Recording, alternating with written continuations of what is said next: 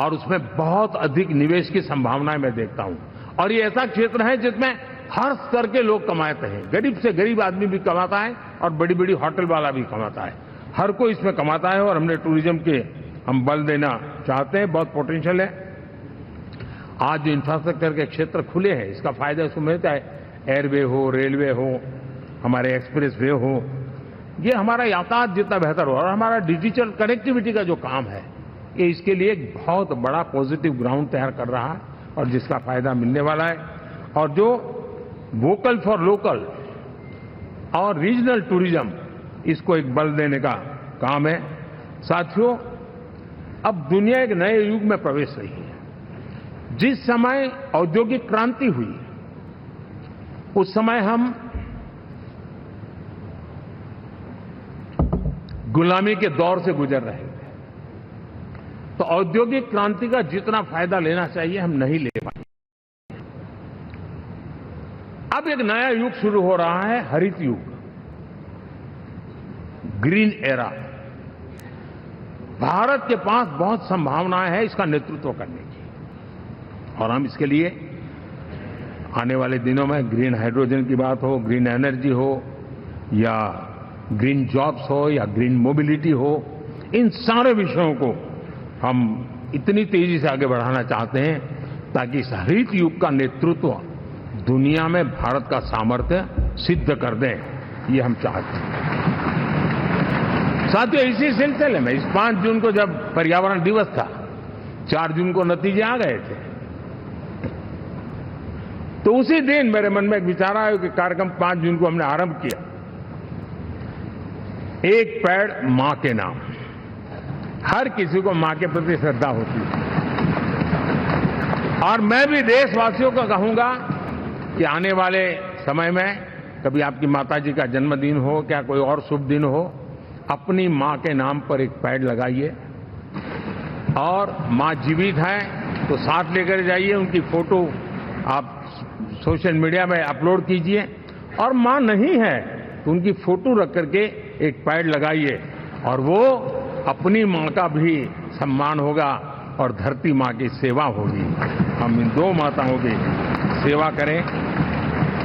साथियों, एनडीए, अब भारत आइसोलेशन में नहीं जी सकता। वैश्विक परिवेश में भारत की भूमिका दिनों दिन बहुत बढ़ती चली जा रही है। 2014 में जब एनडीए की सरकार बनी, पूरे विश्व में उसी एक पल से ही एक नया जिज्ञासा पैदा हुई। थोड़ी आशा के संकेत उनको नजर आने लगे और फिर उस बदलाव बहुत बड़ा तेजी से आया और पिछले 10 वर्ष में भारत ने जिन कामों को बढ़ लिया है, आज भारत की छवि विश्व बंधु की बन चुकी है। दोस्तों, विश्व हमें एक बंधु के रूप में स्वीकार कर रहा है और जब दुनिया हमें विश्व बंधु के रूप में स्वीकारती है तो हमारी वैश्विक जिम्मेवारियों को भी हमने हमारे आने वाले रोड मैप में महत्व देना ही होगा।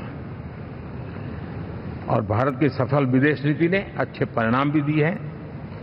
हमने हर संकट को उस प्रकार से हैंडल किया जिस प्रकार से मानवीय मूल्यों को हमने प्राथमिकता दी। उसका परिणाम है कि सामान्य मानवीय के मन में ये विश्व बंधु वाला भाव बहुत मजबूत हुआ और भारत का सेवा भाव का जो कैरेक्टर है उसको विश्व ने पहचाना है। चाहे यूक्रेन का संकट हो, चाहे अफगानिस्तान का संकट हो, हर हमारे लोगों को बचाना हो, हमने किसी भी में हमने कोई कमी नहीं रखी है। और साथियों, ये क्षमता के कारण भारत में निवेश की संभावनाएं बहुत बढ़ने वाली है। मैं राज्यों से भी कहूंगा कि आप प्रगतिशील नीतियां बनाकर रेडी रहिए। विश्व आज आपके आंगन पे दरवाजे पर दस्तक दे रहा है और जो राज्य ज्यादा स्पष्ट नीतियों के साथ आएगा, जो राज्य उन कंपनियां विदेश आने वाले लोगों को ठीक से हैंडल करेगा, उसको बेनिफिट मिलने ही वाला है। और भारत ने जो नीतियां बनाई है, भारत ने जो वातावरण बनाया है, उसका लाभ भारत के हर राज्य को मिलना चाहिए और उस दिशा में हम तेजी से काम करना चाहते हैं। साथियों, हमने G20 समिट में देखा है, दुनिया का भारत के प्रति नजरिया बदला है। जो लोग इन चीजों को माइन्यूटली देखते होंगे उनको पता होगा कि G20 एक प्रकार से कई संकटों से गुजर रहा था।